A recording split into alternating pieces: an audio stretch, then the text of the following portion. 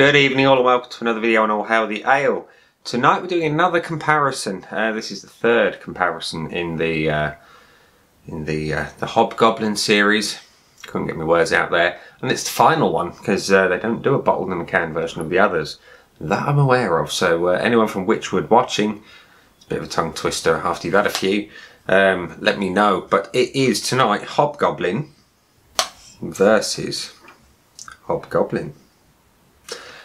And what is the difference, I hear you ask? Well, one's in a bottle, one's in a can.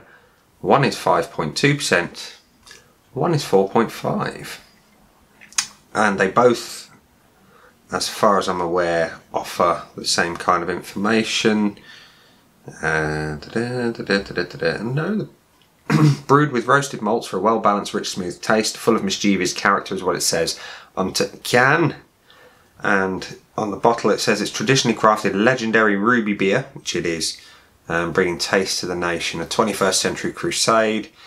And the legendary Hobgoblin is a blend of smooth, rich flavours from chocolate and crystal malt, combined with a refreshing bitterness from English Fuggles hops and a dash of citrus aroma from Styrian Goldings, a beer full of mischievous character. Wychwood Brewery utilises old traditions and new innovations to produce beers with real character. And for more information and to peruse our legendary Hobgoblin merchandise collection, please visit www.wychwood.co.uk. And that's a message from John Tilson, the head brewer. Other than that, it's the same beer. Now the can version is the same strength as you would get on cask, and the bottle is obviously bottle conditioned and a little bit more. Maybe is it bottle conditioned? Is it? No, I might have actually told you a lie there. It doesn't mention it. There's no mention of it. Thou might contain yeast, pour carefully as to not disturb the sediment and all that jazz. So no, maybe it's not bottle conditioned. Certainly not seeing anything in the bottom of the bottle when I hold it up to the lighting. So anyway, maybe I had a bit of misinformation there. So, as always, we're going to have comparable glasses. We're going to pour the bottle into the Lemmy Festival glass, and we're going to pour the canned version into the non-Lemmy Festival glass. And as always, we're going to start with the bottle. It'll be interesting to see if we can see the same differences between Hobgoblin as we do with Gold and IPA. Now, there was a visual difference between the bottle and the can on the other two, but I don't think we'll get that with this. So, we have, I don't think, we have a lovely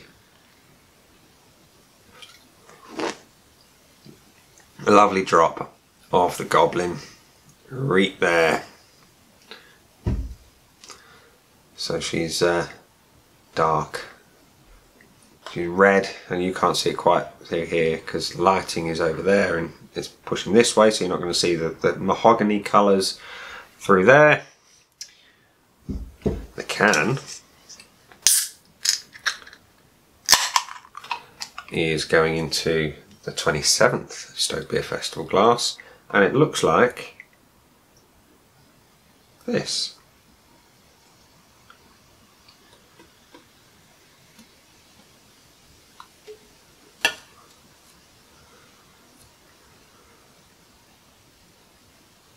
There we go. So the head has dissipated pretty quickly on the bottle, so bottle and can.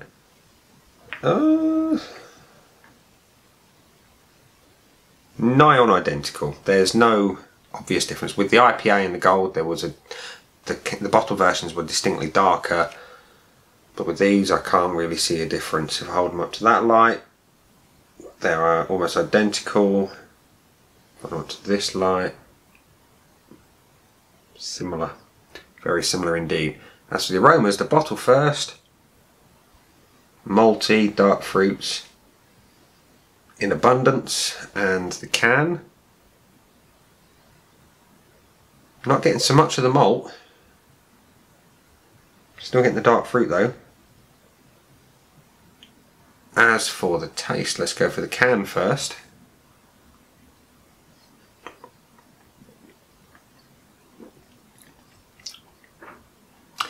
Tastes like Hobgoblin.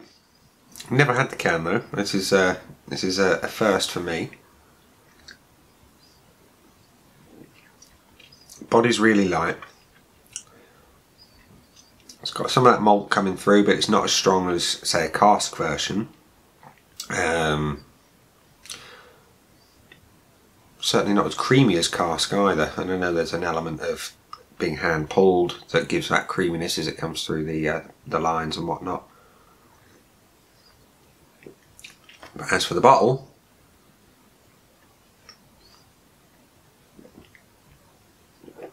big difference. This one, the bottle, tastes like Christmas cake. It's got those dark, rich malts, those dark, rich, roasted dark fruit, and it's just got everything amplified over the can, which is really surprising, if you ask me. I mean, yes, I know there's more ABV in the bottle, but the flavour difference I did not expect to be quite so much. I'd say it's more pronounced with Hobgoblin than it was with Golden IPA. There's a difference to the body as well. The bottle is heavier than the can. The can is light to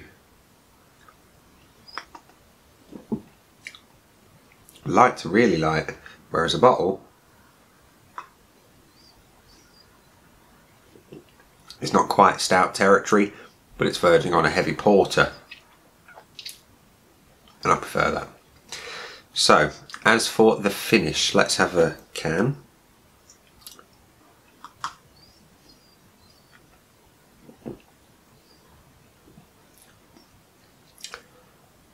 So it's a slightly, what's the word I'm looking for? Not metallic, but I mean, it's a slightly bitter finish, but there's something else about it that I can't put a finger on.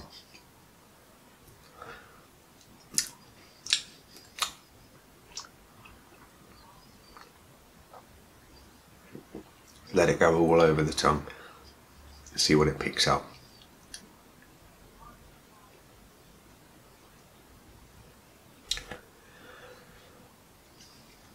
I don't know what, but it's a light finish. It doesn't linger.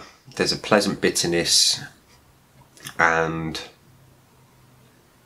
yeah, you wouldn't pour it away. Well, it's Hobgoblin, you wouldn't. But as for the bottle,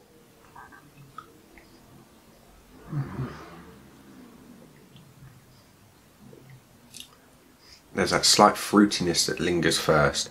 You've got a little bit more alcohol flavour in the bottle as well now. Obviously it's 5.2 over 4.5%, so I expect that, but the malts carry through the finish much more on the bottled version. So there we are. The can is lighter in body, lighter in flavour, it's lighter on the finish. It's also lighter on the price. They're about £4.75 for 4 cans, whereas 4 bottles of Hobgoblin in Tesco would cost you £6. But in my opinion, it's worth paying the extra £1.25. Actually, no, I tell a lie. They're £1.25 a bottle, so 4 of them would actually be a £5. So definitely heads and shoulders above obvious that you would pay the extra 25p for the bottles. And there we are.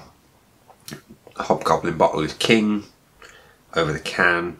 Now, where does cask come into it? Well, it's going to be very tricky to do a review of all 3 at once, seeing as most pubs, I imagine, would probably kick you out quicker than you can say Jack Daniels if you bought a can and a bottle into their establishment.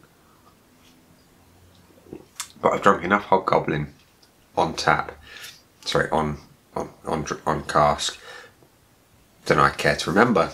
And flavour wise, it is so much closer, the bottle that is, to cask than the can. The can is quite removed. It's almost like it's gone past its best and it's lost its flavour in comparison. As for body, again, the body of the bottle is so close to the cask version. The only real difference I can find is that it is smoother on cask than it is in either the bottle or the can. The bottle isn't far away, but it's an obvious difference. So, what would I buy? Well, cask, naturally, but I can't get through a cask at home because, number one, I would end up on a mortuary slab quicker than you could say Jack Daniels. Number 2, I have no hand pour system at home. And number 3, well, I'd never get through it in time. It's a shame. I'd have a bloody good go, but I'd never get through it in time before it's past its best. So what would I buy out of the 2? Can or bottle? Can.